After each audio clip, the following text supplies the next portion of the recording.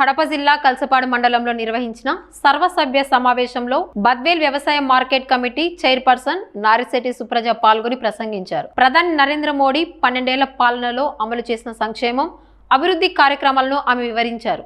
ఈ సందర్భంగా మాట్లాడుతూ బద్వేల్ నియోజకవర్గంలో జాతీయ రహదారుల నిర్మాణంతో పాటు పలు అభివృద్ధి పనులు పెద్ద ఎత్తున జరుగుతున్నాయని తెలిపారు. జల్ జీవన్ మిషన్ ద్వారా ప్రతి ఇంటికి త్రాగునీరు, ఉపాధి హామీ పథకం, రైతులకు ఎరువుల సబ్సిడీలు, వ్యవసాయ పరికరాల పంపిణీ, మహిళా సంక్షేమ కార్యక్రమాలు వంటి అనేక పథకాలను కేంద్ర కూటమి ప్రభుత్వాలు అమలు చేస్తున్నాయని పేర్కొన్నారు. దేశ అభివృద్ధి, ప్రజా సంక్షేమమే ప్రభుత్వ ప్రధాన లక్ష్యమని ఆమె అన్నారు.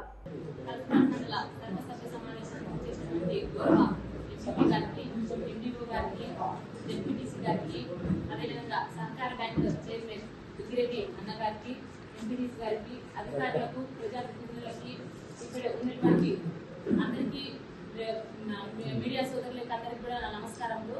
మొట్టమొదటిసారిగా ఈ కల్సపాడు మండల సర్వసభ్య సమావేశానికి ఇక్కడ నేను రావడం జరిగింది.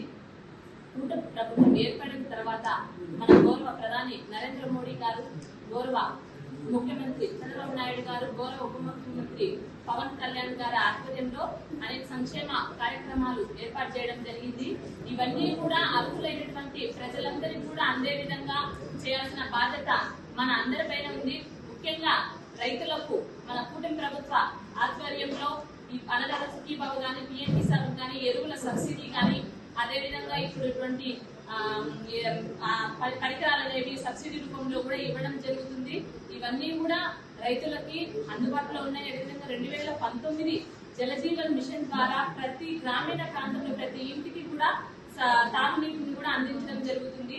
మన ప్రధాని నరేంద్ర మోడీ గారు 12 సంవత్సరాల పరిపాలన కాలంలో ఆయన తీసుకున్న నిర్ణయాల ద్వారా ఈ రోజు ప్రపంచంలో మన దేశం అనేది అభివృద్ధి పథంలో ముందుకు తీసుకెళ్తుంది. ఈ విధంగా చూస్తే మనం ఈ రోజు మన బద్వేల్ తాలూకా మీద ఇలా జాతీయ రహదారులు వెళ్ళడం, గొప్ప పరిశ్రమలు రావడం, ఇవన్నీ కూడా మన మోడీ గారి ఆధ్వర్యంలో ఇంత అభివృద్ధి అనేది జరుగుతుంది. మీరందరూ మనమందరం కూడా మన ప్రధాని నరేంద్ర మోడీ గారికి కూడా రుణపడి ఉండాలి. ఈ రోజు మన ప్రపంచ దేశాల్లో సంక్షోభానికి ఎదుర్కొంటుంటే మన దేశం ఇంత ప్రశాంతంగా ఉంది అంటే దానికి కారణము మన ప్రధాని నరేంద్ర మోడీ గారు. అదేవిధంగా మహిళలకు 33% రిజర్వేషన్ తీసుకురావాలని కూడా ఆయన ప్రయత్నించారు. అది కూడా తొందరలో నెరవేరుతుంది. మన ప్రధాని నరేంద్ర మోడీ గారు మహిళల అభ్యున్నతి కోసం నిరంతరం కృషి చేస్తారని తెలియజేస్తూ ఈ అవకాశం ఇచ్చినటువంటి పెద్దలందరికీ నా నమస్కారం.